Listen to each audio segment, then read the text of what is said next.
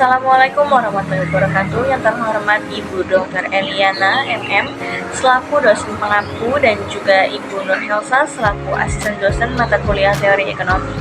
Dan yang saya hormati kepada hadirin sekalian yang berbahagia, perkenalkan kami dari kelompok 4 yang terdiri dari Ramdhani Hadi Saputra, Muhammad Faisal, Sapitri, Hidayatul Karimah, Norbaidi, dan Windy Aprilia Gracia Putri.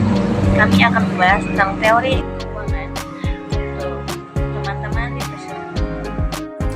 Teori keuntungan adalah konsep dalam ekonomi yang menjelaskan tentang sumber dan sifat keuntungan dalam suatu kegiatan ekonomi.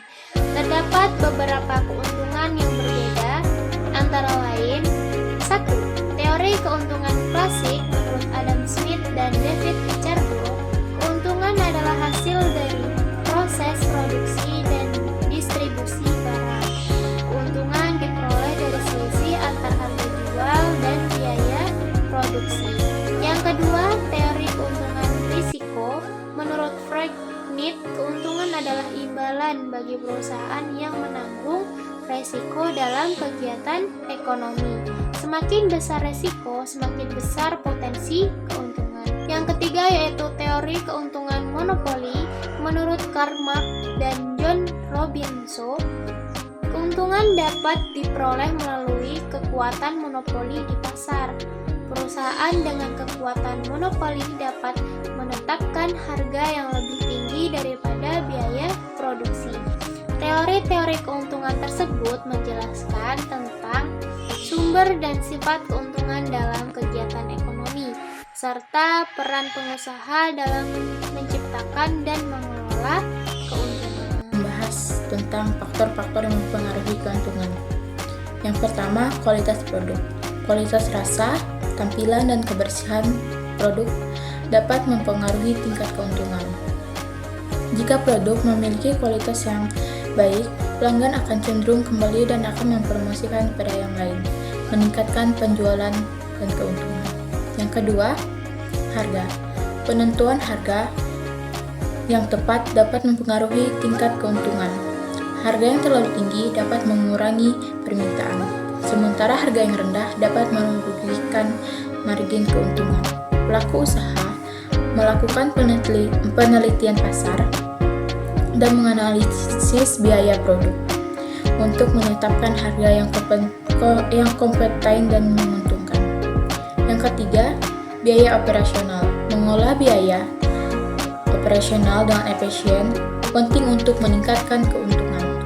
Pelaku usaha harus mempertimbangkan biaya bahan baku, tenaga kerja, peralatan, dan faktor-faktor lainnya yang memastikan efisien dan mengurangi pemborosan.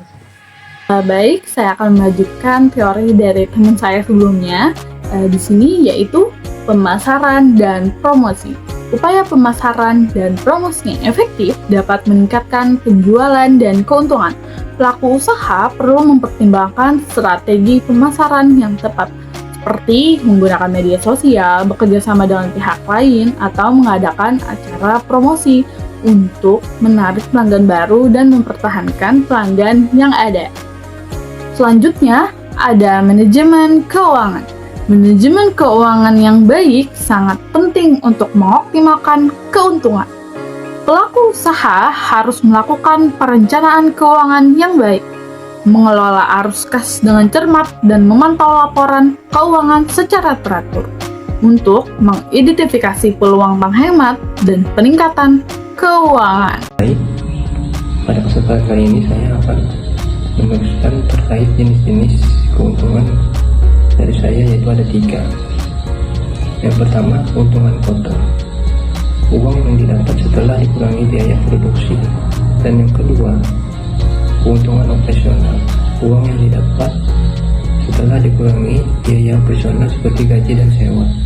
Dan yang ketiga, keuntungan bersih, yaitu uang yang tersisa setelah semua biaya termasuk pajak dan bunga dikurangi. Itulah 3 jenis keuntungan menurut saya. Terima kasih. Contoh jenis keuntungan.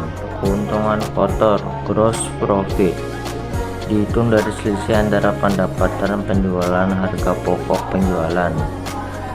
Keuntungan bersih net profit dihitung setelah dikurangi semua biaya operasional, pajak, beban lainnya. Keuntungan operasional operating profit dihitung dari pendapatan operasional dikurangi biaya operasional sebelum pajak dan bunga. Keuntungan non-operasional non-operating profit diperoleh dari kegiatan di luar usaha utama. Keuntungan modal capital gain terjadi saat aset seperti saham atau tanah dijual lebih tinggi dari harga belinya. Sekian dari kelompok 4. Atas perhatiannya saya ucapkan terima kasih. Selamat siang. Assalamualaikum warahmatullahi wabarakatuh.